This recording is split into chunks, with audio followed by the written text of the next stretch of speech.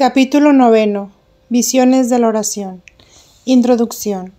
Ana Catalina es antes que nada una víctima, en manos de Dios, destinada a expiar con Cristo los pecados del mundo. Con la oración, el trabajo y los padecimientos participa voluntariamente en tan sublime tarea. Satisface a la justicia divina por los pecadores que el Señor o su ángel custodio le señala, al conducirla espiritualmente a lugares remotos. Hay aquí visiones inestimables acerca del valor de la oración, de los trabajos y de las mortificaciones, consideraciones místicas o de sentido de las oraciones de los santos y de los medios eficaces de la plegaria. Ve el significado de la oración y sus resultados en la Iglesia militante. Así como Santa Ana María Taigi seguía en su visión los triunfos de Napoleón y los malos que infligía la Iglesia, y ella oraba y expiaba por el Papa y por la Iglesia.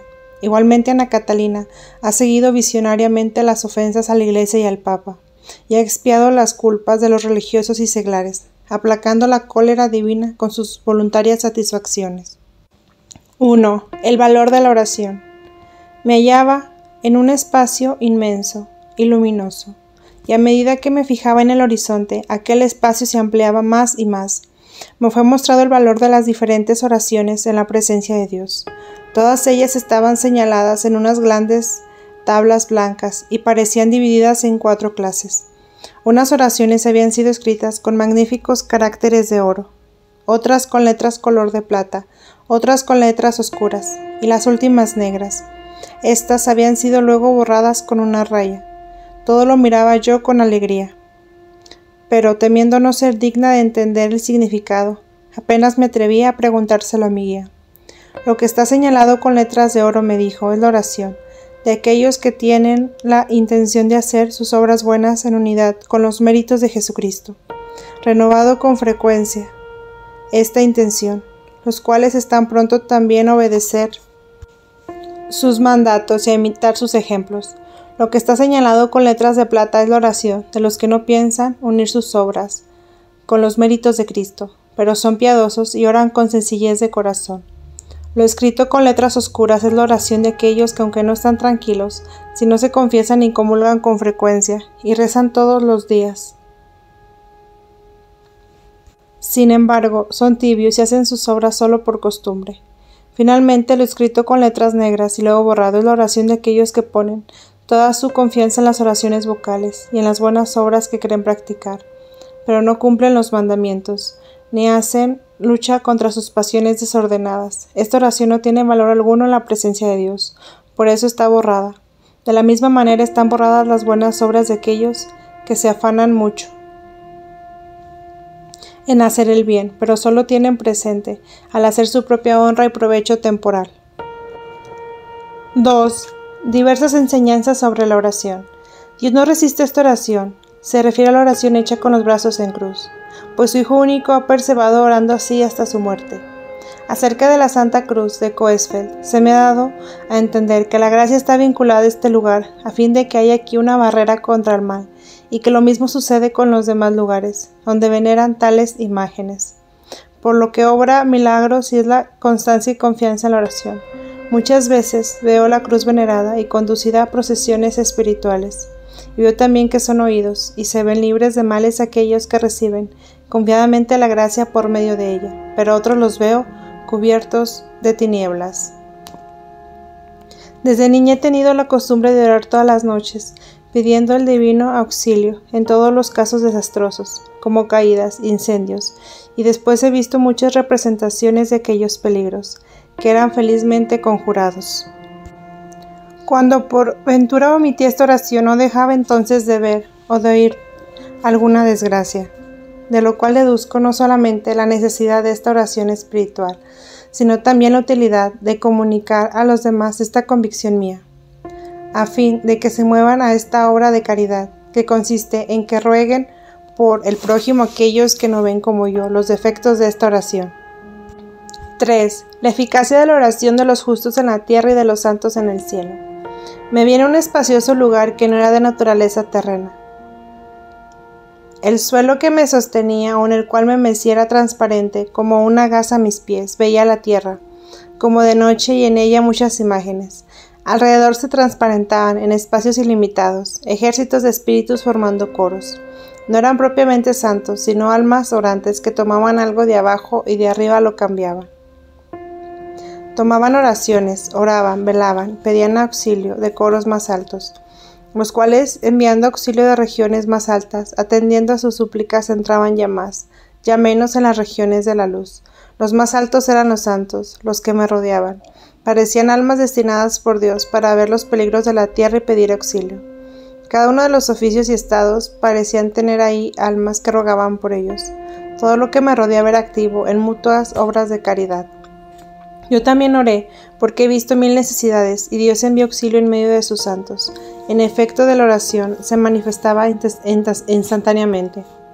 Ya surgiendo algún obstáculo inesperado que impedía que se cometiera el pecado, y ofreciéndose alguna circunstancia, y al parecer casual, ya cambiando de opinión alguna persona, vi por ejemplo que moribundos impenitentes se convertían por la virtud de la oración y recibían los sacramentos.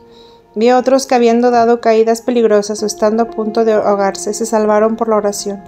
Siempre me parecía que era casi imposible que se salvaran si no hubiera rogado por ellos.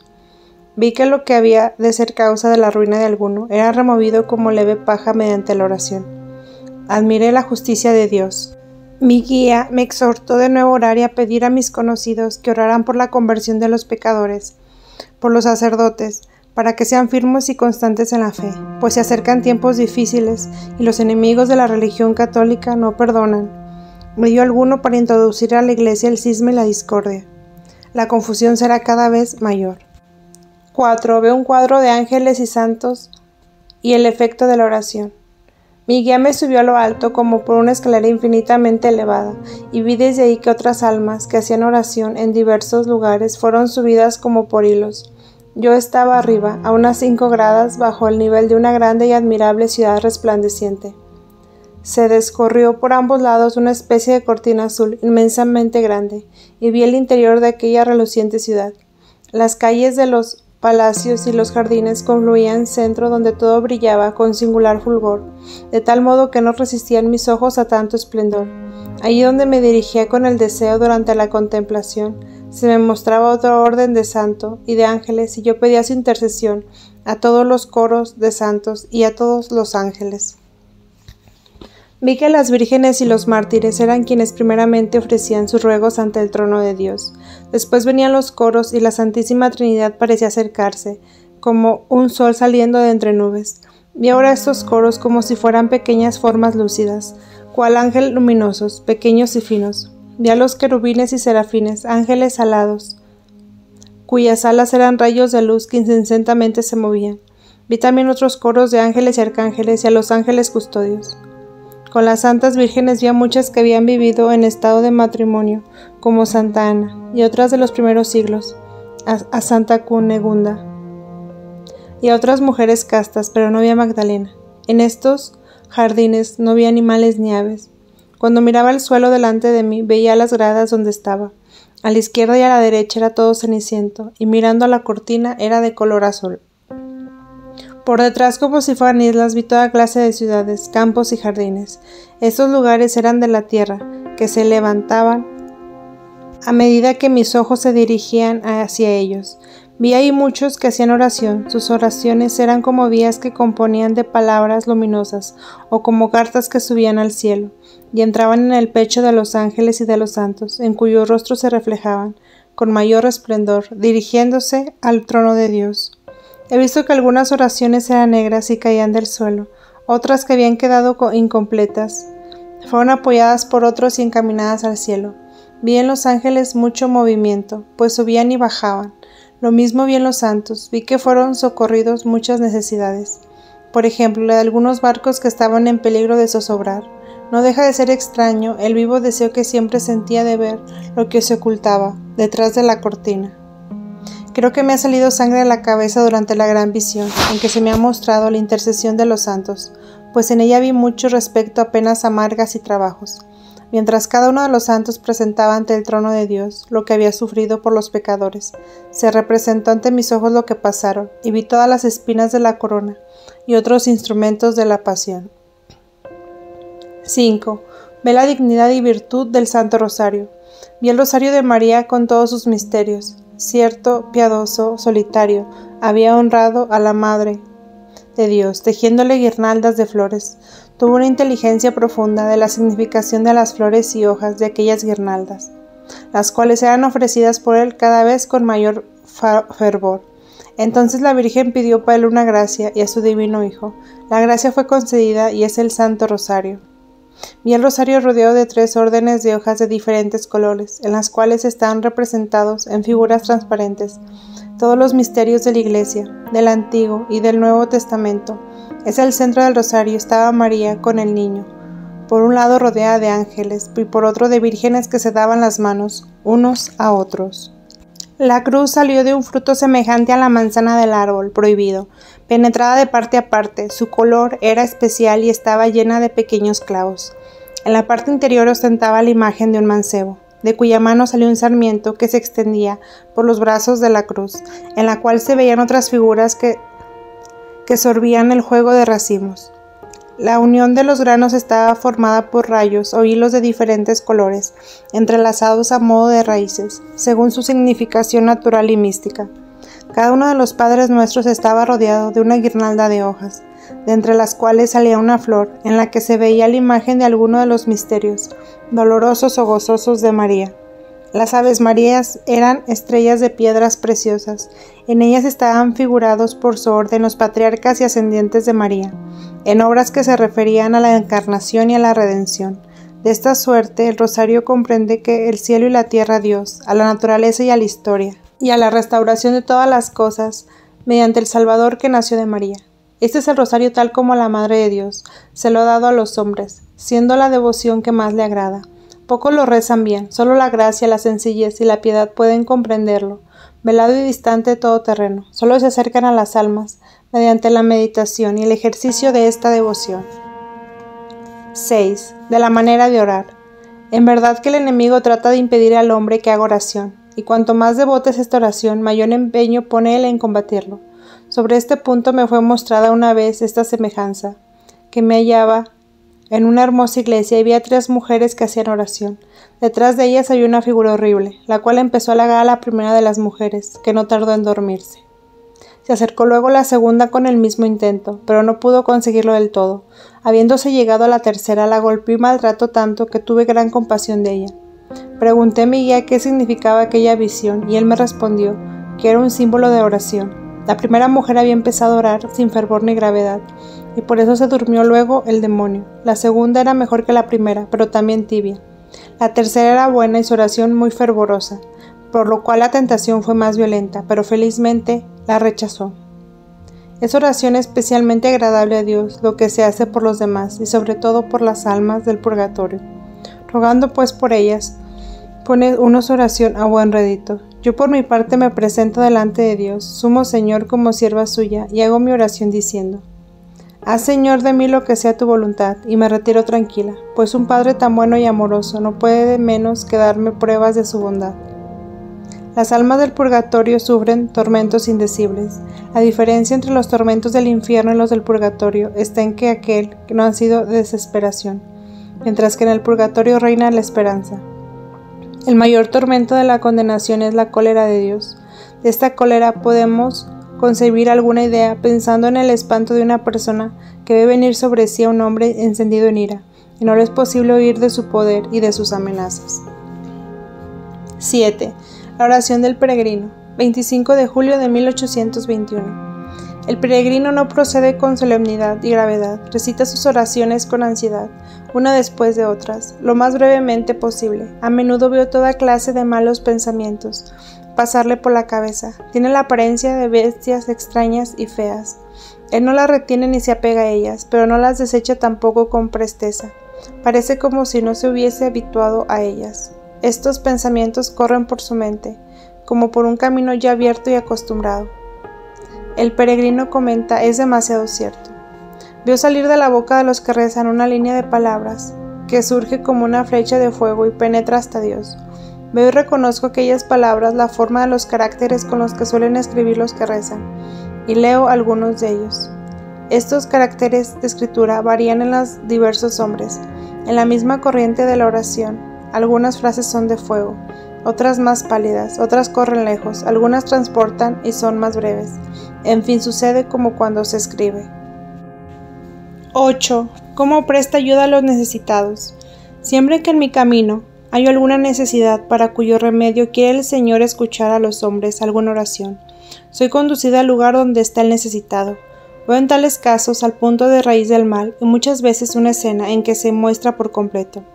Llego al lugar donde duerme el necesitado o me acerco a él si está despierto. Ofrezco a Dios alguna oración desde lo íntimo de mi corazón para que se indigne admitir en provecho de aquel infeliz lo que él no puede o no sabe ofrecer. Muchas veces tengo que aceptar en tales casos algún sacrificio. A veces se trata de personas que pidieron la oración de otros y aún la mía. Y aquí esos viajes de socorro que tan frecuentemente tengo que hacer. Entonces veo a personas volverse a Dios y ser consoladas y comprendido que habrán de recibir pronto lo que les falta, aunque raras veces por modo extraordinario, pues lo reciben según el orden natural de las cosas, aunque muchas veces sin esperarlo, lo cual da a entender que las necesidades corporales y espirituales son más bien el efecto de la mano de los hombres, que se cierra por incredulidad y desconfianza, en vez de levantarse filialmente para pedir y recibir, como si la mano de Dios no diera de buena gana, no estuviera el presente. Este mismo oficio que he recibido yo, tengo la gracia de ver, en la misma mano de Dios, que envía al corazón ciego que no da entrada a la gracia. Un corazón como ve y que la recibe, para que le sirva de canal por donde se comunique la abundancia de la misericordia. Muchas veces debo impedir en mis viajes el mal aquí y allá mediante mi intervención, y infundiendo temor y espanto, ya turbando e interrumpiendo a los que están a punto de causar daño. Muchas veces he despertado a madres en ocasión que amenazaban peligro a sus hijos. 9.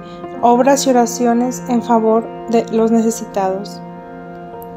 Muchas veces me veo conducida en espíritu por mi guía, a lugares donde hay patentes las necesidades de los hombres. Unas veces me veo en las cárceles, otras junto a los moribundos, al lado de enfermos, de pobres, de familias, entre querellas y pecados.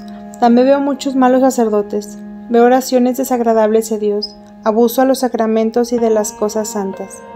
Veo que los hombres desprecian las cosas santas, los auxilios y consuelos, sobre todo aquel consuelo perpetuo cuya fuente es la Eucaristía, y que se apartan del Señor y le despiden con violencia. Veo todos los santos moverse íntima y suavemente para ayudarles, y veo que ellos pierden los auxilios que cada momento se les ofrecen, del tesoro conferido a la Iglesia por los méritos de Cristo.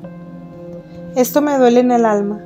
Por mi parte, recojo en mi corazón todos estos dones perdidos y doy gracias a Dios por ellos, diciéndole: compadécete, Señor, de tus criaturas, ciegas y miserables, no saben lo que hacen. No mires esta vez su iniquidad, guarda aún estas gracias para esos pobres ciegos, guárdalas para después otorgarles este auxilio. No permitas que se pierda para ellos tu preciosísima sangre. El Señor oye muchas veces mis súplicas y veo con mucho consuelo que se digna venir otra vez en auxilio de esas almas. Cuando hago oración por los necesitados en general, voy ordinariamente al Via Crucis de Coesfeld, y en cada estación pido al Señor por ellos. Entonces se me ofrecen muchas visiones en las cuales veo las necesidades y el socorro de ellas. Cuando miro a la derecha o a la izquierda de la estación, en escenas se me presentan a cierta distancia. Hoy estaba arrodillada en la primera estación, orando por los que se preparan a confesarse, para que Dios les conceda la gracia de dolerse de sus pecados y de confesarlos todos. Entonces vi en diferentes lugares a muchas personas orando en sus casas y yendo y viniendo de sus negocios y quehaceres. Puesto el pensamiento en estado de su conciencia, y vi en sus corazones, y los moví con mis oraciones, a que despertaran del sueño del pecado. Veíalas mientras rogaba por ellas. Después veía a los que querían ir a ver a mi confesor, y me sentía movida a decirle cómo se ha de conducir con esto o aquella persona. En la segunda estación pedía por aquellos a quienes la miseria y la pobreza en que viven no les dejan dormir, para que Dios les infunda consuelo y esperanza. Y vi en unas miserables chozas algunos que yacían en la paja, pensando que les faltaba el pan para el día de mañana. Estos, con el influjo de mi oración, pudieron conciliar el sueño. En la tercera estación, pedía que desaparecieran las rencillas y discordias.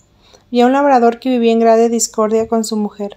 Al rogar por ellos, se aplacaron, se perdonaron y se dieron las manos. En la cuarta estación rogaba por los caminantes para que desecharan todo pensamiento mundano y fueran en espíritu a Belén en busca del niño Jesús.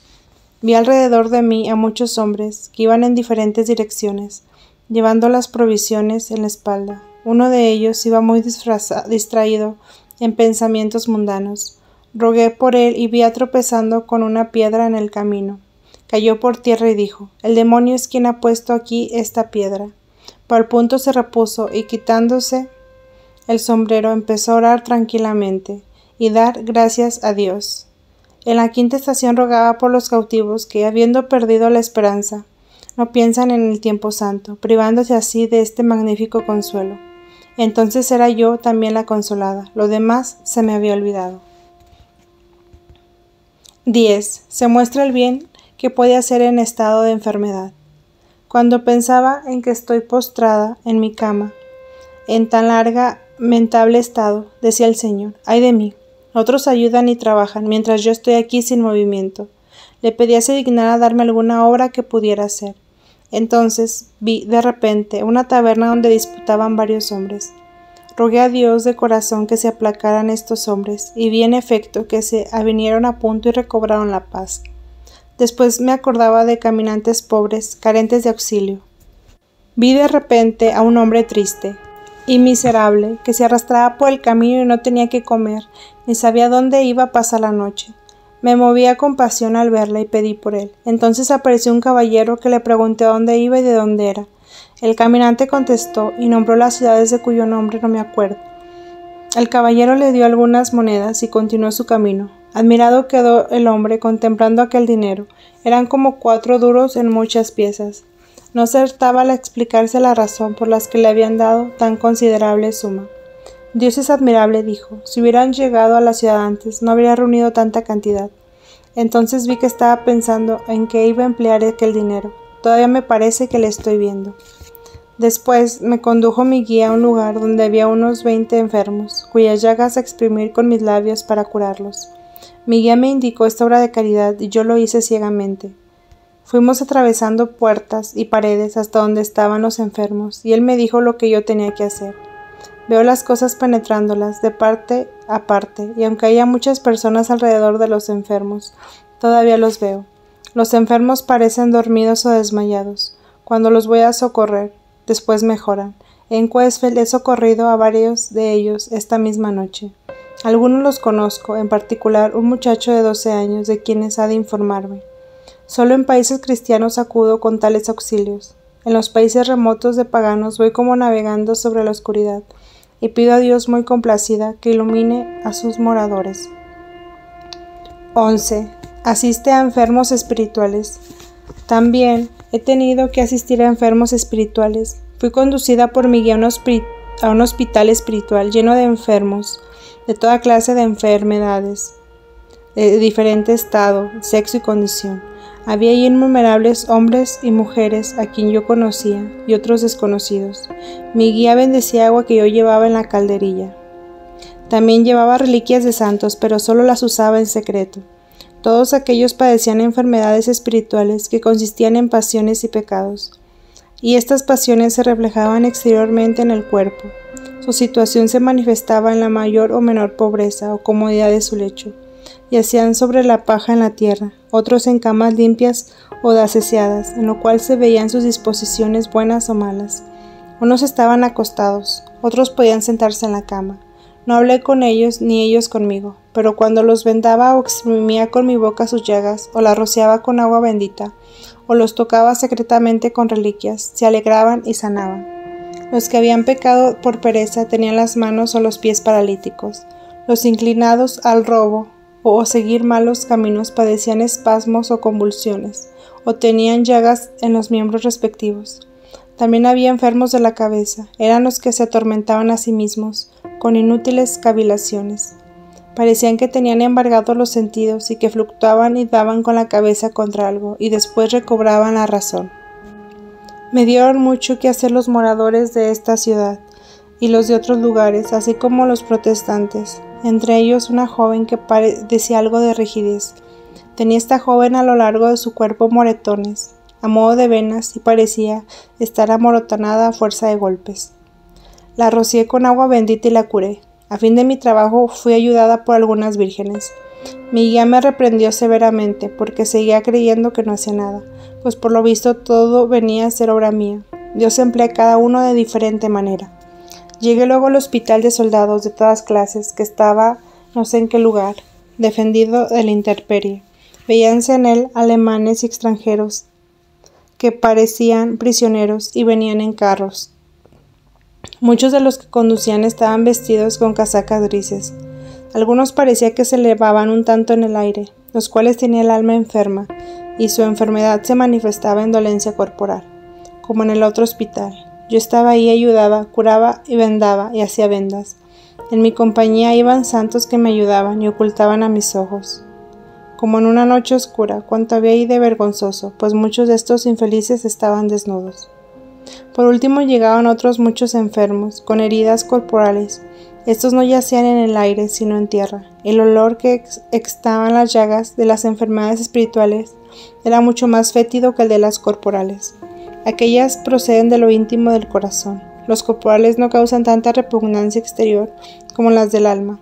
Las heridas corporales no son tan profundas, ni exhalan tan mal olor, pero a quienes no las entiende le parecen más espantosas que las espirituales. Las llagas del alma se curan a menudo con la paciencia, con la cual se remedian las del cuerpo. Yo daba todo lo que poseía. He repartido toda la ropa de mi cama, y mi ropa blanca y las de todas las de Lambert, pero cuando más daba mayor, más me parecía la necesidad, y nunca tenía lo bastante. Otras personas caritativas me han traído nuevas ropas que repartir. Había allí una habitación destinada a oficiales, para los cuales procuré cosas algo mejores.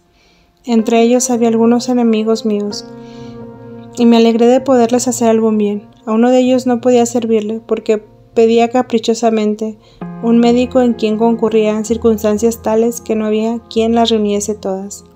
El aspecto de este infeliz era horrible. Después vinieron todavía para ser curados otros conocidos míos, labradores, moradores de la ciudad y sacerdotes. 12. Ve la significación y las consecuencias de sus oraciones y trabajos. Vi a todas las personas a quienes había curado, y había experimentado los labios sus llagas, y haciendo obras en espíritu en realidad. Me dijo mi esposo que todas aquellas curaciones hechas en espíritu y con verdadero deseo eran verdaderas curaciones, y que hubo de obrarlas en espíritu, porque no era posible entonces hacerlo corporalmente. Cuando yo era niña, y después de estando en el convento, trabajaba en el jardín, sentía impulsadas a pedir a Dios que se dignaran a hacer en favor de los hombres lo mismo que estaba yo haciendo por las plantas. Muchas veces obtuve esta clara explicación. Así como las criaturas tienen cierta semejanza entre sí, de suerte, unas cosas pueden ser consideradas como parábolas de otras. Así en la oración y trato con Dios, se puede obrar con devoción y amor en la imagen o semejanza de una cosa, lo que no es posible hacer en las cosas o personas mismas, porque lo impiden las circunstancias y coyunturas humanas.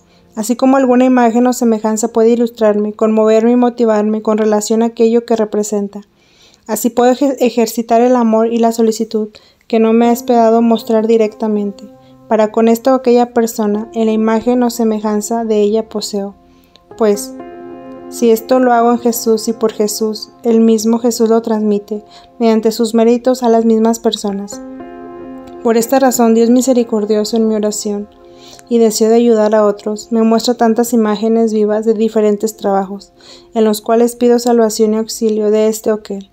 Entendí además cuál inefable gracia es que Dios ofrezca tales imágenes y trabajos, y que acepte como verdadero y real el trabajo que se hace en imagen o en espíritu, y que pueda darlo a la Iglesia, como parte del tesoro de la cooperación de uno de sus miembros.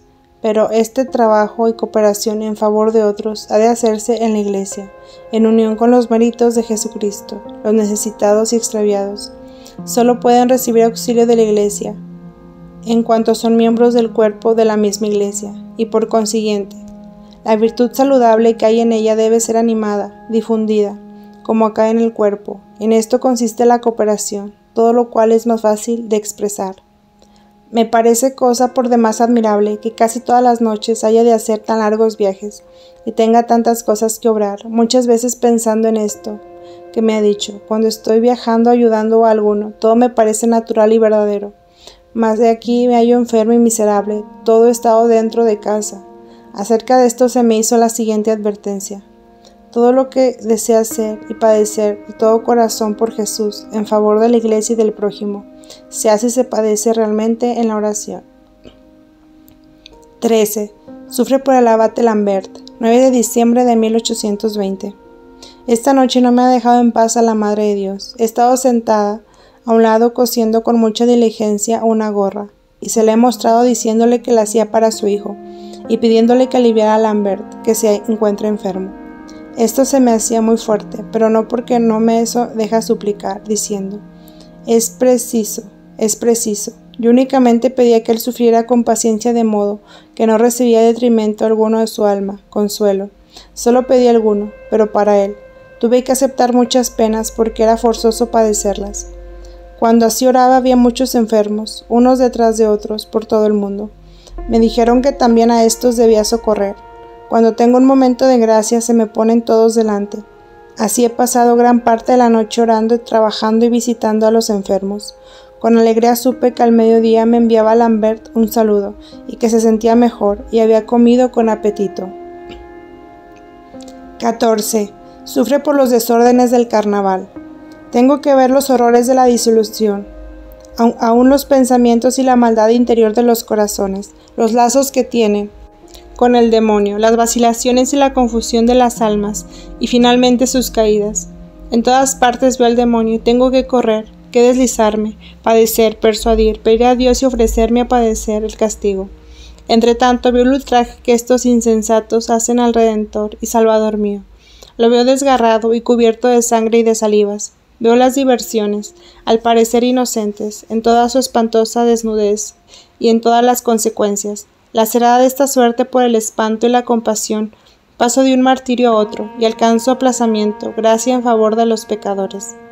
Veo esto en los seglares y entre los sacerdotes, estos son los que más me atormentan.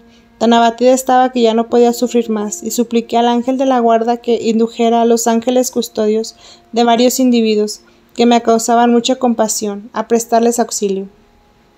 Marzo de 1821, miércoles de ceniza. Esta noche he pasado todos los dolores y quebrantos que en mi modo de ver puede atormentar el cuerpo de un hombre. Finalmente sentí un agudísimo dolor en los oídos. Me puse un poco de aceite bendito y de algodón. Todavía otro baile. Fui enviada a una aldea cuyos moradores estaban aún bailando, para que les dijera algo. Creo que lo que dije solamente con el aliento, como soplando, asuraron contra mí un perro que parece furioso. Al principio tuve miedo, pero luego comprendí que no podía morderme porque no estaba ahí en cuerpo. Entonces me encogí en un rincón y vi que el perro era el demonio. Al fin pude cumplir mi encargo de suerte que el baile cesó. Pascua de 1823. He tenido que llevar un hombre a la fuerza a la iglesia, ante el sagrario. Él no quería ir y resistiéndose a mi impulso, casi me arrojó al suelo. Padecí horriblemente y sentí tan vivos golpes en el corazón, como si me hiciera pedazos. 15. Ve la condenación de un alma pecadora. 27 de octubre de 1821. Esta noche he tenido una espantosa visión, que no quiere apartarse de mi mente. Ayer tarde hacía oración por los moribundos, y fui conducida junto a una mujer que estaba por perderse. Luché con Satanás junto al lecho de la enferma, pero el demonio me echó de ahí. Era demasiado tarde. Me es imposible explicar el dolor que experimenté cuando el enemigo se llevó consigo esa alma, quedándose el cadáver desfigurado y horrible. No pude llegar hasta donde ella estaba, solo la vi desde arriba, desde cierta distancia, desde donde la miraban también los ángeles. Esta mujer estaba casada y tenía hijos. Era tenida por muy buena y vivía según el mundo y la moda. Tenía trato ilícito con un sacerdote y había confesado y había callado en la confesión este pecado, que era de costumbre largo tiempo. Había recibido los santos sacramentos y todo se hacía en lenguas de su buena preparación y disposición para morir. pero ella sentía remordimientos. Entonces el demonio le envió una vieja funesta, amiga de la enferma, a quien ella manifestó su inquietud, pero la vieja le dijo que desechara aquel pensamiento y que no se preocupara, que con lo que había hecho podía estar tranquila, pues había recibido los sacramentos con edificación de todos, y que debió presentarse con segura confianza en la presencia de Dios. Luego mandó que la dejen sola y tranquila. La enferma, próxima ya a la muerte, deseó en su imaginación al sacerdote con quien había pecado. Cuando yo entré, vi a Satanás en forma de aquel sacerdote, orando delante de ella. Ella no oraba, pero se moría con malos pensamientos. El maldito le decía en voz alta el antiguo salmo: Israel espera en el Señor, pues en él hay gracia y superabundante redención. Escena horrible. Yo le dije a él que le hiciera una cruz en la boca, pero él no podía. Todos mis esfuerzos resultaron inútiles. Era ya tarde. No me era posible acercarme a ella y murió. Era espantoso ver a Satanás llevarse aquella alma. Lloré y grité. La vieja funesta entró entonces y consoló a los parientes de la difunta, hablándoles de su hermosa muerte. Cuando pasé por el puente que conduce a la ciudad, me encontré con muchas personas que querían ir a la casa de la difunta. Yo decía para mí: si hubieras visto lo que yo he visto, ciertamente huirías de su presencia. Todavía estoy padeciendo y temblando de pies a cabeza. 16. Ayuda a bien morir a un escritor. En la misma ciudad donde había muerto aquella infeliz, me acerqué al lecho de muerte de un escritor, hombre honrado, que por ignorancia había escrito algunas cosas nada buenas, de las cuales ya no se acordaba.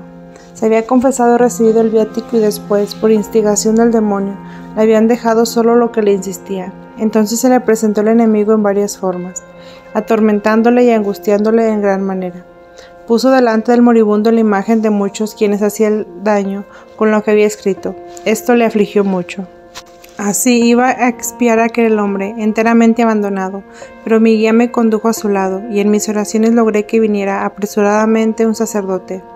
El enfermo le reconoció y le pidió que le dejara, pues tenía negocios pendientes con los que ahí estaba. Advirtió el sacerdote que deliraba y le roció con agua bendita, dándole algo que llevaba en el cuello para que lo besara, con lo cual el enfermo volvió en sí, y dijo el sacerdote a su angustia: aquí erró el golpe enemigo, porque si no hubiera afligido al enfermo, no se habría acordado de este semejante escrito. Vi que mandó traer papel y que el sacerdote y otros testigos pusieron las cosas en su punto. El escritor murió tranquilamente. También ha ayudado a bien morir a jóvenes que se iban a condenar por causa de los desórdenes de los bailes, de un bebedor que murió en mal estado. Ana Catalina dijo: los demonios están en él, a modo de cachorros, mamando. 17. Padece por un hombre desesperado. Sábado Santo de 1822. Santa Ana había sido quien lo ha hecho. Durante todo este tiempo he rogado a la Santa por ese hombre. Ella ha conseguido la gracia. Es la patrona de los desesperados y de los atormentados por el demonio. En estos días he padecido terriblemente por aquel hombre. Le estaba viendo desde hace mucho tiempo. Carece de fe. Como se ha alejado de aquel estado de gracia, ha caído sobre él la maldición, por haber cosido por superstición el corazón de un caballo. Entró en una relación idolátrica con el demonio. La desesperación se apoderó de él, de tal manera que el domingo de Pascua asistió con el odio en el corazón al santo sacrificio del Hijo de Dios, que ha dado la vida por sus enemigos. Santa Ana le ha salvado. Si ahora no se enmienda radicalmente, le irá peor. 18. Sufre por los que se encuentran en peligro. 22 de agosto de 1822. Por la tarde ofrecí mis dolores por los que están en peligro, para que salgan bien de él. Cuando comencé mi viaje acostumbrado a la mansión de bodas, mi guía me condujo a una elevada montaña, donde había un sabio con una pizarra a la mano que trepaba las rocas. El sabio se cayó de cabeza desde lo alto, pero invocó a Dios, y yo llegué y lo llevé sobre mis hombros hasta un carro cercano. Por este sujeto he padecido mucho. Después vi algunos hombres con gruesas y largas varas y con garfios en los calzados, una de las escarpadas rocas, que tiraban a una bandada de pájaros. Uno de los tiros habría herido en la cabeza a un cazador, pero como yo me puse de por medio, recibí en la cabeza todo tiro de gruesos perdigones, y sentí espantosos dolores. Tenía la cabeza como partida, y siguiendo la visión, vi que aquellos perdigones eran todos semejantes a perlas, méritos. Entre tanto gemía fuertemente, con mi cabeza destrozada. 19. Padece por el bien de la Iglesia. 25 de noviembre de 1822. Estas penas que yo sufro han sido dadas el día de Santa Catalina, para bien de la Iglesia y los obispos.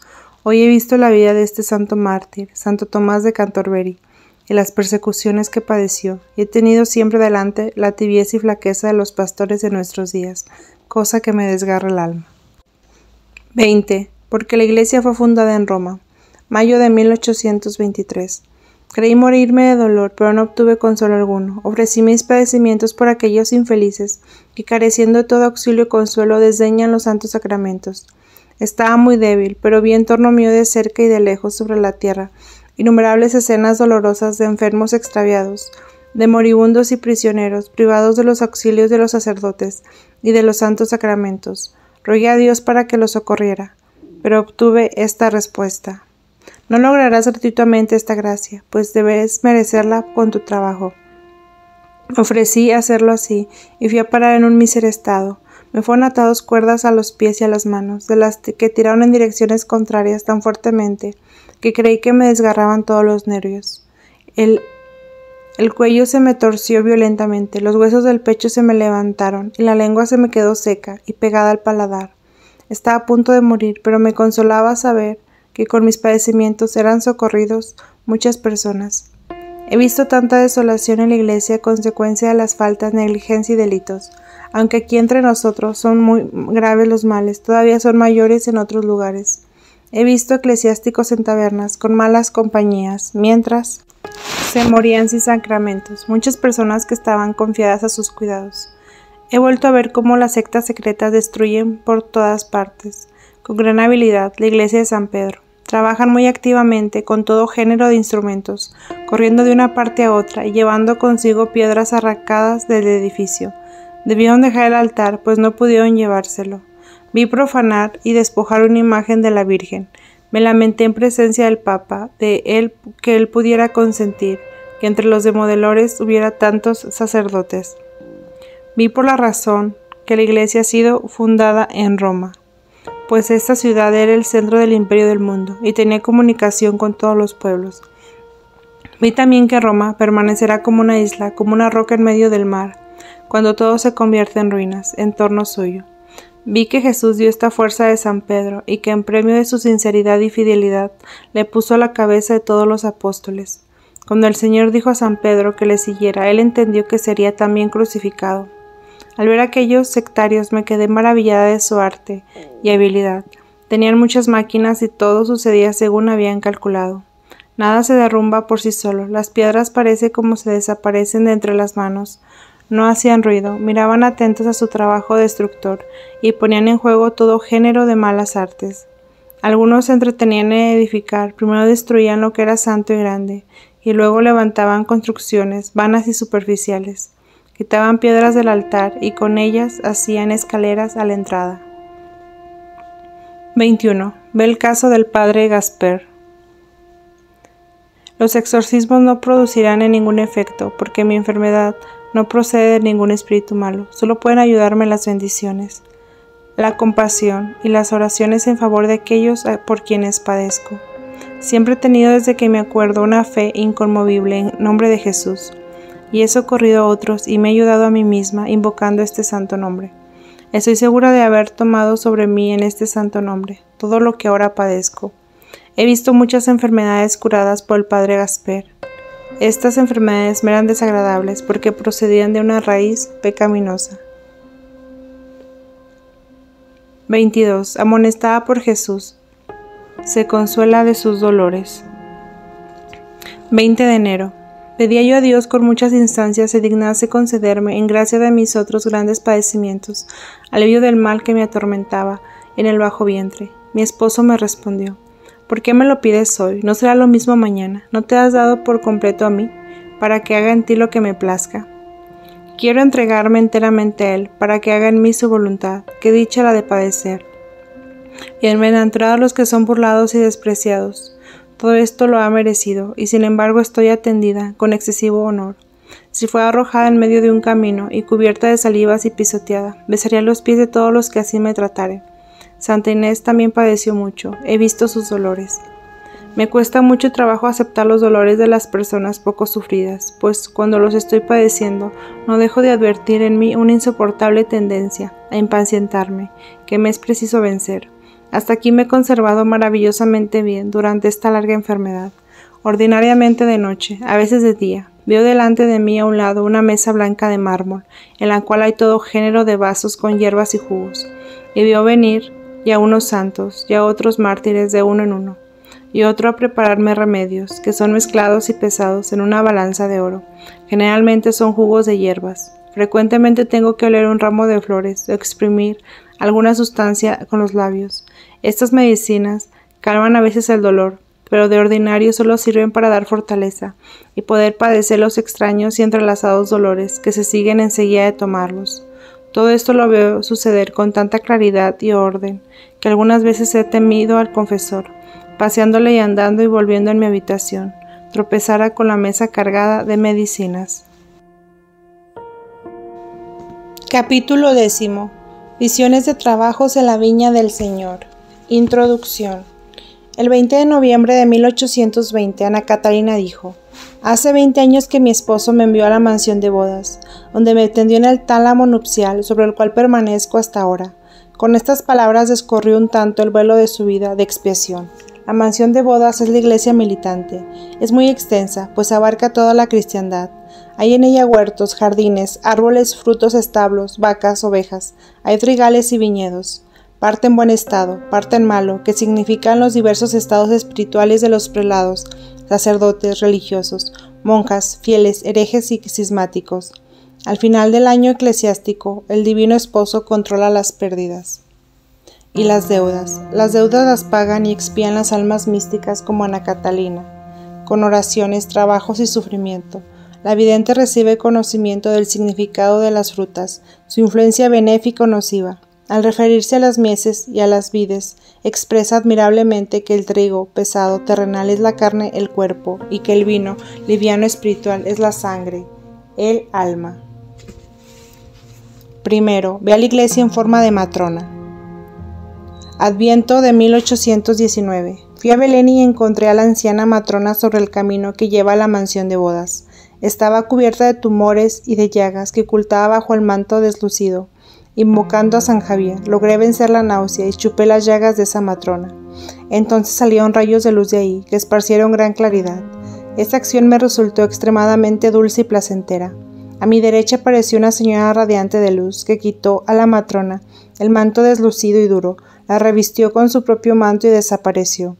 La matrona quedó con pocas heridas y se vio de nuevo resplandeciente. La conduje al jardín de la mansión de bodas. Parecía como si ella hubiese sido echada de ahí, y que, andando errante, hubiese caído enferma. No pude por lo demás conducirla dentro de la casa.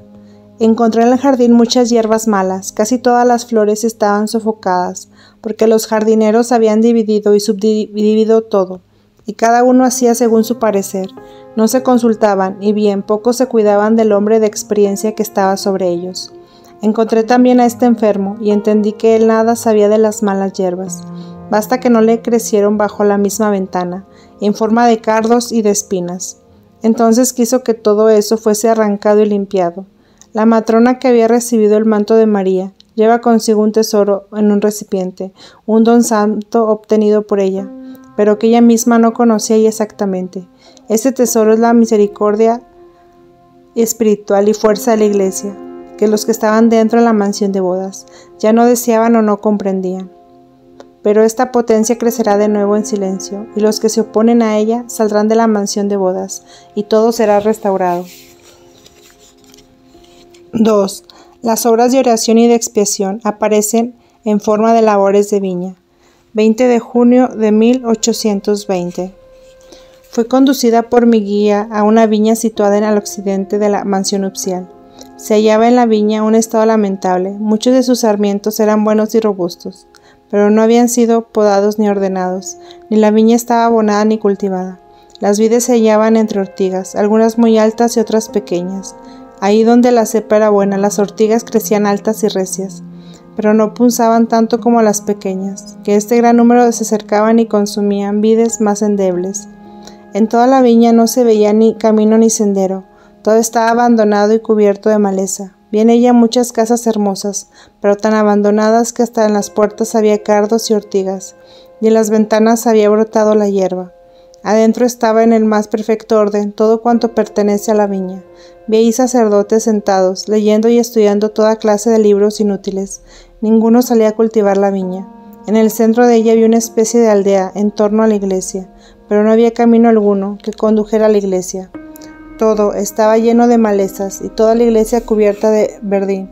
En ella se había reservado el Santísimo Sacramento, pero no había lámpara ante el altar.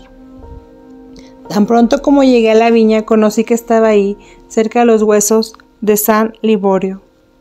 Y en efecto, los hallé en aquella iglesia, pero ellos tenidos en veneración ahí. El obispo parecía hallarse lejos de la iglesia, y no había camino que condujera a ella. Lástima causaba ver la viña. Se me dijo que yo tenía que trabajar en ella. Había ahí un cuchillo en forma de hoz, con 2 filos, para podar las parras, una azada para cavar, un cesto para llevar los abonos. Me fue señalado el trabajo que yo debía hacer. Esta labor era al principio muy penosa, pero al fin se me hizo más llevadera. También me hablaron de vendimiar y de prensar uvas, pero esto no lo he olvidado. Desde que empecé a trabajar en la viña, los dolores que siento son de otra manera. Me parece como si me atravesaran el campo con cuchillos triangulares. Los dolores se extendían a todos mis miembros. Sobre todo me atormentan punzadas insoportables en los huesos, en todas las articulaciones hasta las de los dedos. Estaba trabajando en la viña abandonada, cuando vino sobre mí una tempestad de nuevos tormentos. Yo no sabía absolutamente nada de las cosas que me rodeaban. Había trabajado tanto en la viña que desfallecí y sentí la dolorosa impresión de las espinas sobre las cuales estaba echada. Estaba muy encendida a fuerza de arrancar ortigas, y el cortar con el cuchillo curvo de hueso me producía dolores en el cuerpo y en todas las coyunturas. Ya he adelantado en mi trabajo hasta llegar a la primera casa, donde la viña está más abandonada. En medio de mis vicios y mis dolores, puse sobre mi cuerpo las reliquias de San Ignacio y de San Francisco Javier, pidiéndole alivio. Luego me sentí aliviada. He visto estos 2 santos en lo alto. De ellos descendía sobre mí una luz que penetraba todo mi ser, y sentí difundirse consuelo en todos mis miembros. Mira, me dijo Santa Francisca Romana, yo he tenido que trabajar como tú, y he venido a parar el lastimoso estado en que me ves. Estaba demacrada, pero no por eso he muerto. 3. Se le aparece Santa Clara de Montefalco. Ya me quedan pocos días de trabajo. Gracias a los esfuerzos que he hecho, he adelantado 2 veces más que antes. La maleza la he reducido a polvo. Lo más difícil de limpiar estaba en una casa parroquial. Aquí se me apareció Santa Clara y me dijo: lo más trabajoso ha pasado ya. 2 de julio. El trabajo de la viña ha terminado. Las ortigas significan las pasiones de la carne, me dijo mi guía. Has trabajado bien, ahora tendrás algún descanso, pero este descanso nunca me llega. 15 de julio. En la noche pasada he tenido un trabajo de oración. Se me mostró a un buen hombre, que está profundamente caído desde hace tiempo. He orado por él, y esto tiene ahora el corazón conmovido. Él nada sabe de esto, y desde hace tiempo no está aquí. Sentí, sin embargo, que me sería presentado de noche, y por eso en esta noche pasada he rezado fervorosamente por él, y sus disposiciones de espíritu han cambiado, y quiere confesarse. Esta mañana, inesperadamente, se me presentó y lo he consolado. No sabe absolutamente que tengo un presentimiento de su estado, y que le he ayudado y empujado por medio de la oración. Ahora está en buen camino del retorno. Le he dicho lo que Dios me ha inspirado. 8 de agosto. He tenido que hacer con mucha fatiga el encañado de la parra de Coesfeld, que se halla en lamentable estado. Casi todos los racimos están medio podridos. Vi muy pocos cristianos verdaderamente piadosos. Los sacerdotes estaban sentados dentro de sus casas. En el lugar donde tenía yo pasar había muchas personas que me injuriaban y después me enviaban a trabajar. Yo también he visto a N, que mira siempre en lo alto y de soslayo, y deja todas las cosas en torno a él se arruinen. 10 de agosto. Tuve que trabajar mucho en la viña a causa de la falta de la caridad del clero. Mi trabajo era semejante a los padecimientos que vinieron sobre mí en el jardín de Santa Clara, la cual también aquí me acompañó, y me mostró un cuadro cubierto de maleza. En el centro de este cuadro había reseda y otro arbusto que en los países cálidos crece mucho. Lo demás estaba cuajado de malas hierbas, entre las que se veían plantas con largas espinas. Como no sabía yo las maneras de arrancarlas, Santa Clara me dijo que me echara sobre ellas y que el premio de ese trabajo lo obtendrían las hierbas buenas que crecían en medio de las malas. Además me refirió y me mostró muchas cosas de su vida. Vi que siendo ella niña se arrodilló para rezar junto a un rosal. Vino el niño Jesús y le mostró un papel donde estaba escrita una oración. Ella quiso conservar el papel, pero el niño desapareció llevándoselo. Todavía sé algo de aquella oración. Alabada seas María por el dulcísimo corazón de Jesús. Alabada seas María por todos los serafines y querubines. Al tiempo de decirla, Santa Clara debía besar el suelo. Al final de la oración no lo recuerdo. Me arrojé pues sobre la maleza y fui desgarrada por las espinas. Los dolores que sentí especialmente en los miembros fueron tales que no pude menos que gritar. 11 de agosto. Esta noche he vuelto a estar sobre las espinas, en la viña, completamente sola, significándose aquí los sacerdotes poco caritativos. Me desperté, gracias a Dios, a las 3 de la mañana. 12 de agosto. Esta noche concluí una labor muy difícil en la cual me ha consolado y confortado Santa Clara. Tuve que echarme sobre numerosos sarmientos oblicuamente cortados. Esto me causaba espantosos dolores. Santa Clara me dijo que cada púa significa un párrafo, y me produciré muchos racimos y ofreceré mi amor y mis dolores por el bien de los sacerdotes, en unión con la pasión de Cristo. Entonces vi muchísimas parroquias a las cuales les vendrían grandes bienes por mis sacrificios. 4. Trabajo en los viñedos de un pomar. 29 de julio de 1820. Estuve en un pomar en torno del cual se erigían colinitas cubiertas de viñedos, algunas iluminadas por el sol, otras situadas a la sombra. En aquel huerto de manzanas se levantaba un edificio redondo, a modo de cantina. Adentro había barriles y toneles, y un gran recipiente de madera que tenía debajo muchos agujeros. Tenía doble fondo y era una prensa. Fue una de las antiguas monjitas la que me acompañó en el huerto. Tuve que recoger aquellas manzanas y las tomé de un árbol alto, y me dolían mucho los brazos. En el gran recipiente eché un delantal lleno de manzanas. Me fue dicho que no echara ninguna que no fuera madura. Y mientras pensaba que aquella pequeña cantidad recogida por mí no valía la pena de ser exprimida, me fue mostrado cuánto jugo iba a salir de ahí. No comprendo el significado de esta escena. Es por otra parte el principio del trabajo que me había sido anunciado. 5. Trabajo en favor de ciertas comunidades. 30 de julio de 1820. En aquel huerto había tan solo una manzana grande. Hoy no reconozco ningún fruto. Solo tuve que enderezar, trasplantar, poner sostén a las plantas colocadas bajo aquel árbol, quitarlo seco, regar las marchitas y ponerlas a la sombra. Me fue indicado que todo esto se refiere a los sectarios. Aquel árbol tenía manzanas demasiado maduras y picadas de gusanos. Algunas estaban podridas por exceso de jugo, y en estas los gusanos eran los consecuentes del orgullo, de la obstinación y de una mezcla común muy peligrosa. Estas manzanas al caer del árbol gustaban las plantitas puestas debajo, comunicándoles los insectos. Si fueran recogidas y echadas a la prensa, darían una bebida que podría usarse. Estas manzanas significaban los maestros y doctores de las comunidades, seducidas representadas en las plantas, puestas al pie del árbol mismo. Mis compañeras en este trabajo eran las antiguas beatas, monjitas de mi convento. Tuve enseguida una representación del estado de esta gente. Vi entre ellos a los que habían emigrado hacia el monte, sobre caminos muy peligrosos, más divididos y separados que los demás. Conocí cuánto se debe orar al Señor para que quite las plantas más orgullosas y tupidas de estas comunidades, para que las mejore pudieran ser conservadas en favor de la Iglesia. 6. Otros trabajos de huerto. 2 de agosto de 1820. Tuve que trabajar seriamente en el jardín la pasada noche. Apenas había terminado con la cosecha de manzanas, empecé el trabajo sobre una de las colinas y viñedos situados en derredor. Tenía muy cerca de mí una tinaja. Racimo por racimo tenía que juntar los granos maduros, y hasta los demasiado maduros y echarlos en la tinaja, de modo que hasta los ácidos tuviesen tiempo de madurar y no se originase podredumbre. Cuando el recipiente estaba lleno, debí vaciarlo en una prensa más pequeña de manzanar. Hacía este trabajo con oraciones continuas y meditaciones, y veía al mismo tiempo imágenes de ayuda que de esto derivaba. Ese trabajo se refería siempre a la nueva secta. Solo mi guía estaba junto a mí. 3 de agosto. He tenido que elegir y recoger los granos maduros, y llenar y vaciar la tina. Muchos granos maduros medios, podridos, tuve que separarlos y purificarlos.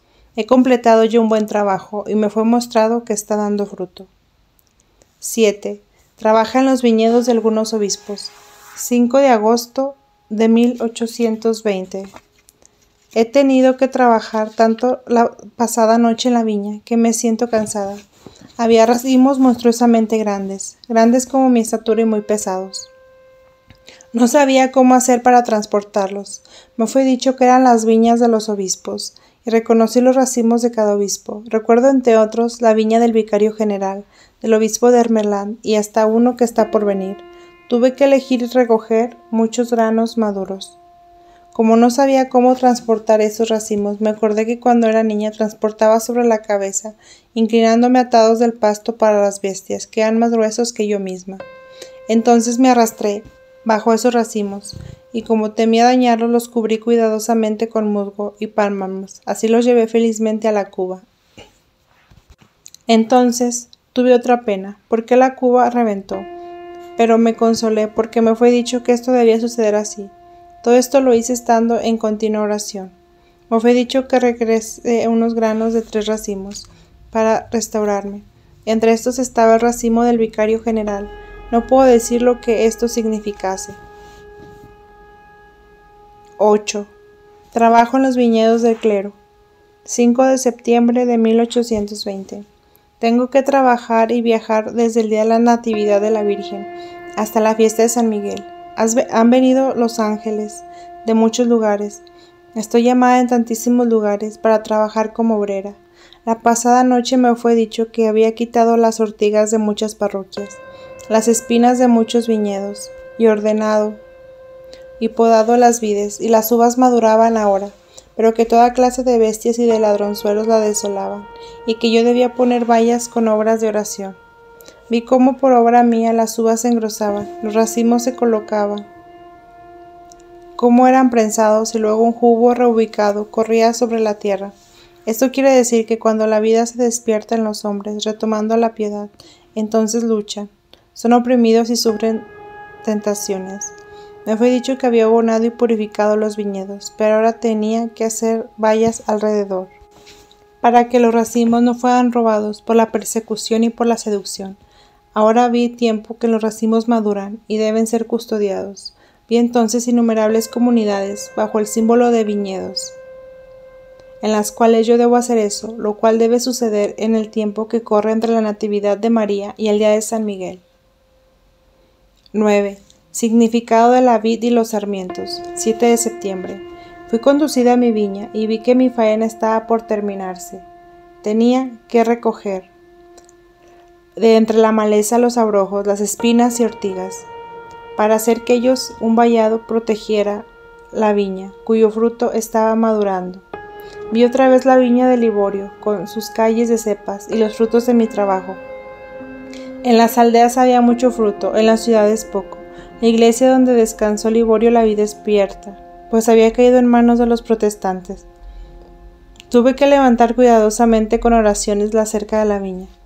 Dios usó conmigo la misericordia y me hizo ver el significado moral de la vid y de muchos frutos. La vid es Jesucristo en nosotros, y lo excedente de la vid debe ser podado según ciertas leyes para que no se consuma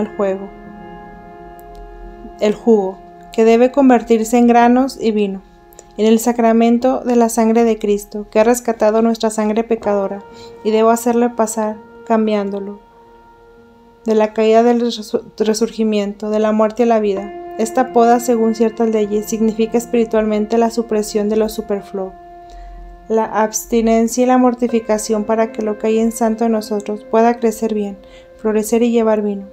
De otro modo, nuestra naturaleza pervertida llevaría solo ramas y hojas. Ese tajo debe hacerse según ciertas leyes, porque es solo lo superfluo, que hay indeciblemente mucho en la naturaleza humana, lo que debe ser extirpado. Lo demás sería mutilación y se convertirá en pecado. La cepa misma no debe ser cortada, puesto que está plantada en la humanidad por medio de la Santísima Virgen y permanecerá hasta la consumación de los tiempos, antes bien eternamente, porque se encuentra con María en el cielo. 10.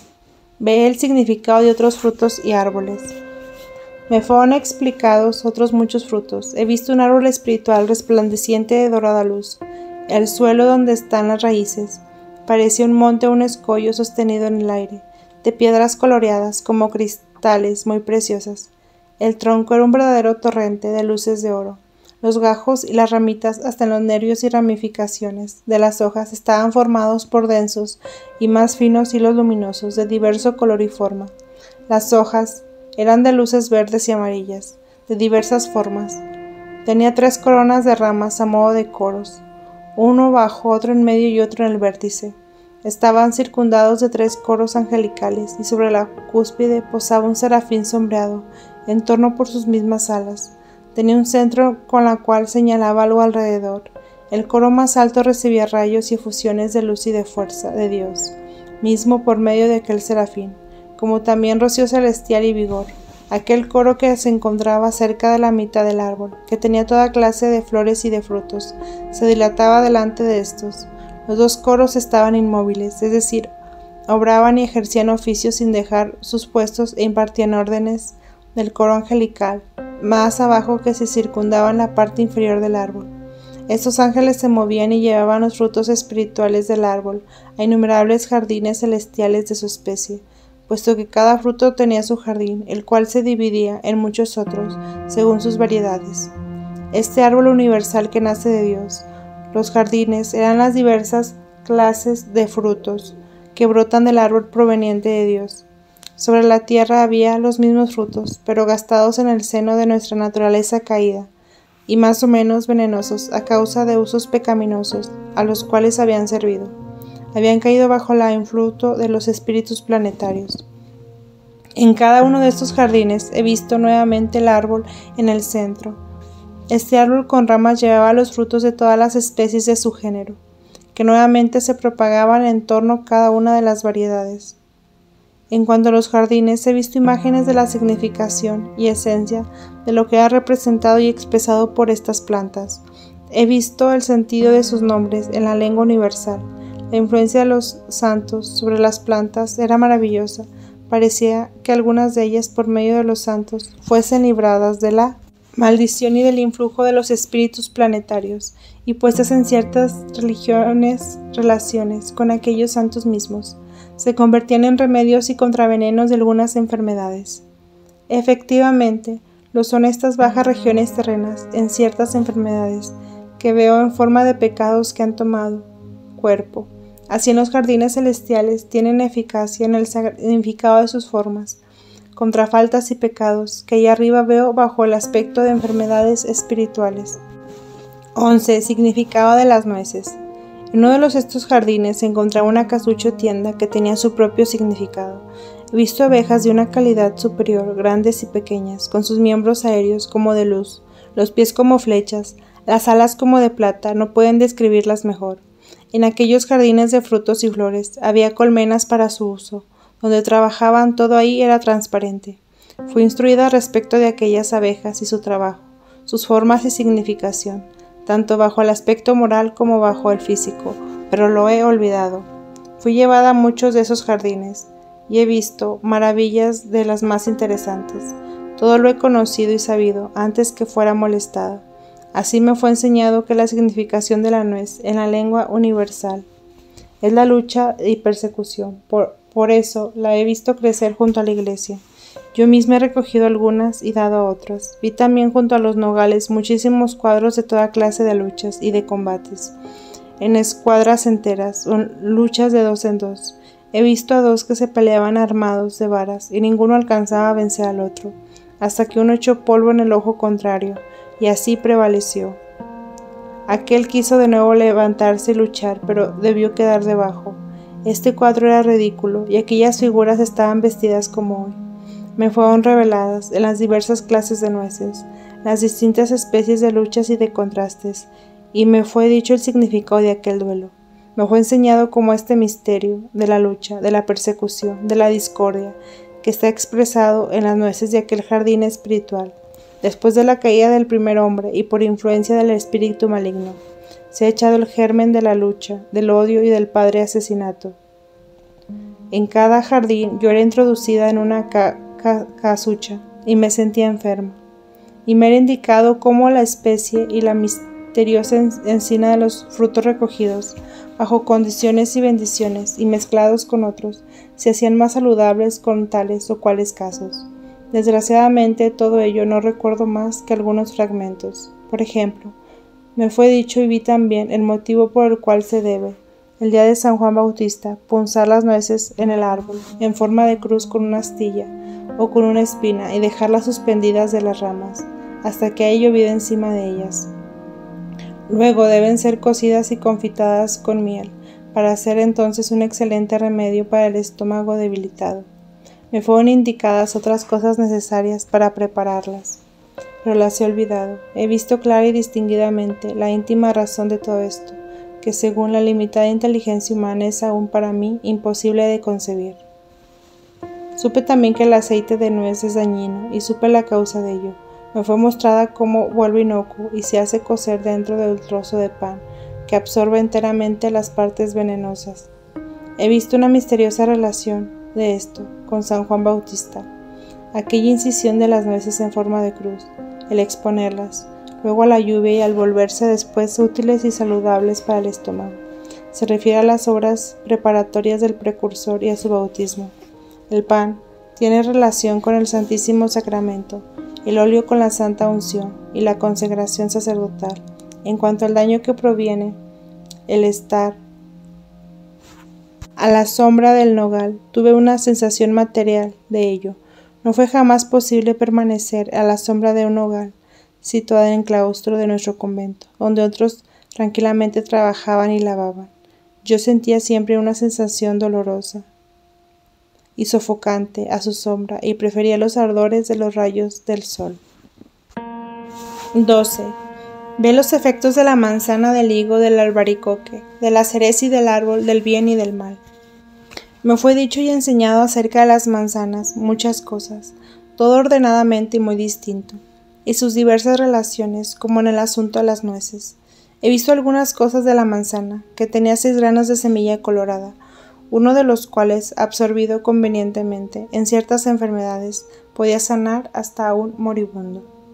Vi en estos días la imagen de ciertas manzanas que parecían limones y que probablemente lo eran. Vi en Roma una santa que estaba enferma y que tenía una manzana semejante. Creo que tuvo una visión sobre aquella manzana.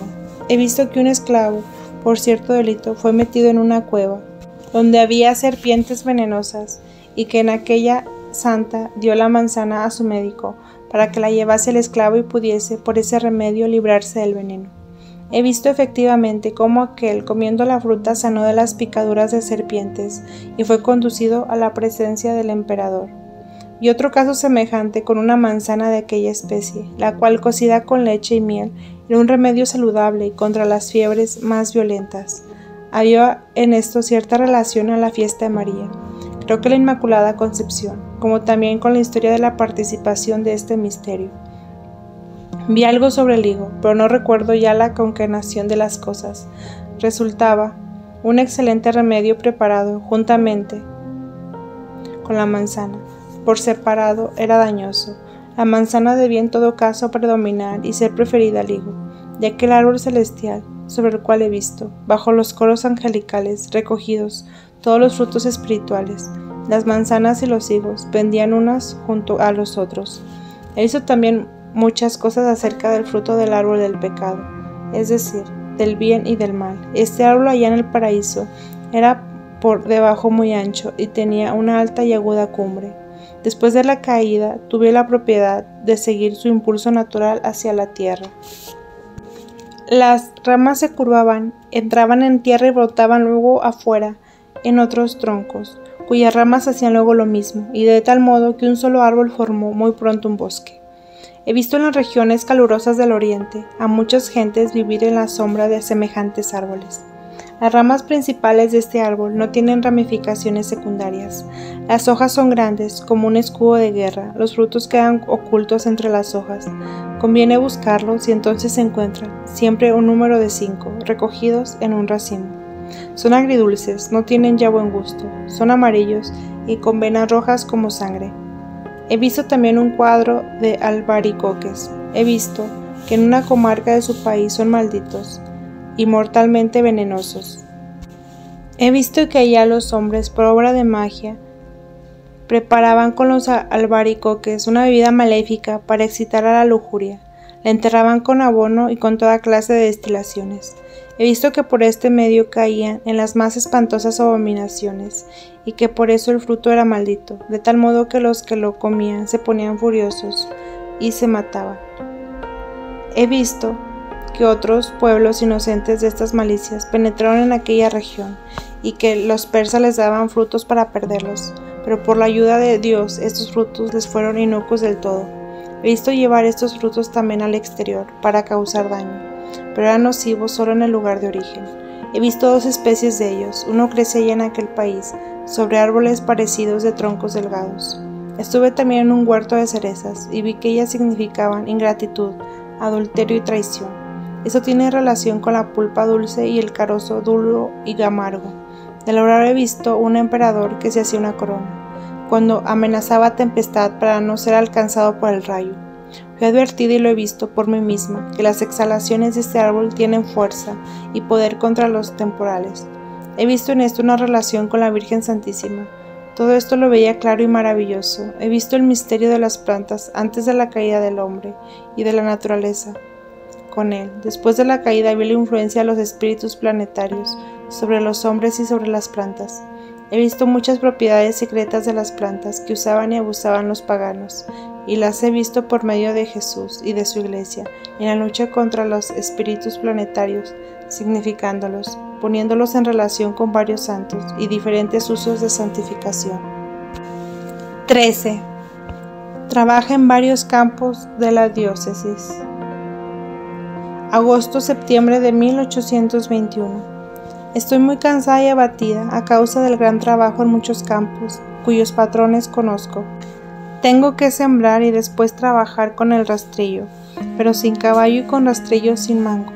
Eran campos de la iglesia. En algunos había ya granos, y en otros faltaba todo, y para estos tenía que recoger semillas de los campos mejores, y con ellas cultivarlos. Recibí de parte de Satanás un golpe tan fuerte que me pareció provenir de una llana de albañil, y me lamenté en voz alta. A la mañana vi que la camisa había penetrado en la herida. En aquel golpe me ocasionó, precisamente bajo la llaga del lado derecho. He visto caer a muchas espigas, de las que no habían sido aún segadas, y tuve que ir en ayuda de los segadores. He visto todo esto tan distintamente que reconocí a las personas y sus faltas. El cuadro me dio una idea clara del estado de estos campos, porque conozco desde mi juventud todos los trabajos del campo y los he ejercido desde la niñez. Mi trabajo ha unido fervientemente oración. En esta oración he visto que otros también sufrían, unidos conmigo. A menudo me parecía como si les mandase mi ángel custodio para obtener su cooperación. He visto muchos cuadros de los descuidados, de los negligentes, de los miedosos, de los indecisos por quienes yo debía corresponder y suplir. He visto acá y allá alguna admiración eclesiástica irresoluta, teniendo la pérdida vacilante en suscribir o no suscribir cosas en buen o mal sentido, o indecisos en dar órdenes. Por mi oración debía forzarlos a elegir lo justo y a defender lo bueno y a dejar lo malo. Todo esto me parecía tan claro y entonces tan natural, mas ahora no lo puedo expresar bien. 14. Realiza trabajos de campo expiando faltas del prójimo. La noche pasada estuve de nuevo en la mansión de bodas. Encontré ahí 3 vacas ariscas que amenazaban con los cuernos. Yo debía ordeñarlas. Luego tuve que exprimir sobre un gran recipiente y con mucha fatiga sacar leche de mi propio rostro, de mis manos y pies y de mi costado, para uso y ventaja de muchos. Me fue dicho: esos han disipado y arrojado sus dones. Ahora les falta todo. Tú has recogido tanto de la iglesia que puedes compensar lo que ellos han disipado. Después fui a la mansión de bodas con mi guía, a ordeñar las 3 vacas. Se han vuelto mansas y dulces, y su heno estaba tan limpio que se podían dormir sobre él. Ordeñé primero la del medio y luego las otras 2, y obtuve 3 grandes brazos llenos de leche, que llevé afuera, a una plaza, donde la leche era medida por algunos sacerdotes en pequeños vasos, que luego eran vendidos y pagados. Tomaron ellos muchas personas, sacerdotes, maestros y maestras. Esa leche se propagó y se difundió fuera de la mansión de bodas. Pregunté a mi guía por qué alguna leche no me quedaba en casa, para que yo no tuviese siempre que estar ordeñando. Me contestaron que yo no debía preguntar, sino hacer lo que se me mandaba. Yo debía servir y acordarme de Isaac, a quien Abraham no le contestó cuando le preguntó dónde estaba la víctima. Aquella leche que he exprimido es dividida, ya que el sexo femenino no lleva fruto alguno, porque no está dispuesta ni preparada. Recoge solamente, custodia, conserva y cuida. Los frutos y el trabajo son distribuidos y difundidos por el sacerdocio. Por eso tú debes ordeñar y no preguntar. Los sacerdotes lo emplean y por medio fructifica. Me fue traída también una vaca flaca, y en tan miserable estado que parecía caerse. Quedó cerca de mí y no quise apartarse de mi lado. Yo no sabía por dónde comenzar con ella. Supliqué a María que se me apareciera, y me dijo: debes tomar sobre ti el cuidado de esta vaca. La miseria de esa vaca proviene de que su guardián, que debía tener de trabajar por ella, de hacer rezar por ella, pero no quiso invitar a los otros a hacer esto. Me dijo cómo y con qué debía ser alimentada, y esto era de pura oración, variados dolores, resistente a las propias inclinaciones, limosnas y cosas parecidas. Todo esto se me fue mostrado bajo la forma de muchas hierbas y frutos. Tuve una noche tan llena de padecimientos ocasionados por la colitis y otros dolores que debí levantarme. Al fin, perdí el sentido por causa de estos dolores y me vi obligada a usar óleo bendito, que trajo alguna mitigación a mis sufrimientos. 15. Nuevos trabajos simbólicos referentes a las vacas. Tuve de nuevo mucho que hacer en el establo de la mansión de bodas con las vacas, que debí limpiar y gobernar. Tenía los pies descalzos y sentía repugnancia por la suciedad y el desorden. Tenía que pasar tantos apuros que muchas veces quedé en desventaja entre las vacas. No me hicieron mal alguno, muchas almas me ayudaban. La Madre de Dios, en las que tales casos me da consejos y exhortaciones. Ella me señalaba a esta o aquella vaca. Me indicó también ciertas raíces amargas para una vaca demasiado gorda. Hoy no tuve que ordeñar, pero junté todas aquellas hierbas con gran fatiga, con piedras y espinas, con los pies descalzos. Todo tenía que ser hecho con padecimientos, con caridad. La Madre de Dios siempre se mostraba cuando le rogaba, en una aparición suspendida en el aire. Ella es bella, es cándida como la nieve, su vestido ligero, no está ceñido con fajas, y desde lo alto a lo bajo consiste en puros rayos de luz y en largos pliegues. Aunque no puedo reconocer en ella forma corporal, es una noble figura sobrenatural. 16. En la viña encuentra niños y niñas. He ido de nuevo a la viña de la mansión de bodas, y encontré a todos aquellos niños por los cuales había trabajado para vestirlos, como si estuviesen entrelazados e injertados en las vides, y como si hubiesen crecido ahí. Los niños estaban tratados arriba, en los nudos de las ramas, y se mantenían unidos por manos y pies a las ramas, con los brazos abiertos en su cruz. De cuerpo salían renuevos de los cuales pendían racimos. De las niñas no brotaban racimos, sino espigas de gruesos granos. Ahí tuve mucho trabajo. A las espigas y a los racimos se habían mezclado 2 clases de malas hierbas, acerca de las cuales el Señor avisó a Sicara a las gentes de las bodas que pusieran atención y arrancaran al cultivar los campos y las viñas. Se pueden fácilmente arrancar aquellas hierbas de las vides, pero sacarlas de entre el trigo es cosa muy difícil. Yo tomaba las espigas que aquellas niñas me daban, deshacía los granos entre las manos y los llevaba a machacar bajo una piedra. La harina, que me pareció demasiado grosera, la pasé por un velo sutil y la llevé, juntamente con una tinaja de vino, a la sacristía de la iglesia. Me fue dicho de lo que significaban las vides con aquellos niños, pero los dolores los he olvidado. Vi entonces salir de las viñas personas del claustro e ir a recoger en conventos de órdenes religiosas. Entre ellas reconocí a los que les había hecho vestidos y preparados para la escuela, para la confesión y para la sagrada comunión. Aquellas niñas que me habían llevado las espigas para prensarlas y preparar el pan se hicieron monjas. Los niños que llevaban los racimos a la iglesia, donde se transformaba el vino en sangre del Señor, como el pan y el cuerpo divino, se hicieron sacerdotes. El trigo es más pesado y terrestre y significa alimento, él es carne, el vino es espíritu, sangre. Cuando más tarde volví a la mansión de bodas, encontré en 2 salas a niños y a niñas, los cuales debían ingresar en órdenes religiosas diversas. Eran aquellos los niños de las vides que ya estaban reemplazadas por otros. En ambas salas vi la aparición de la Madre de Dios sobre un trono. Las 2 salas estaban repletas de magníficos y luminosos frutos celestiales. Desaparecieron juntamente con los futuros religiosos y religiosas de la mansión de bodas, y se difundieron por toda la iglesia. Los niños injertados en las vides son aquellos que durante toda mi vida he vestido o ayudado. Tengo continuamente la visión de las 2 iglesias y tuve que trabajar en 3 lugares donde todo faltaba. Al fin recogí miel entre los cardos, un trabajo difícil y amargo. Empecé por recoger higos entre las espinas y terminé por recoger miel entre los cardos. Dentro de la cabeza gruesa y madura del cardo se encierra, en medio de las semillas, un pequeño y veracuoso gusanillo de gran poder y fuerza contra la fiebre y reumatismo, especialmente contra los insanables dolores de oídos. A los niños conviene ponerles el pulso de las manos. Los grandes lo tragan.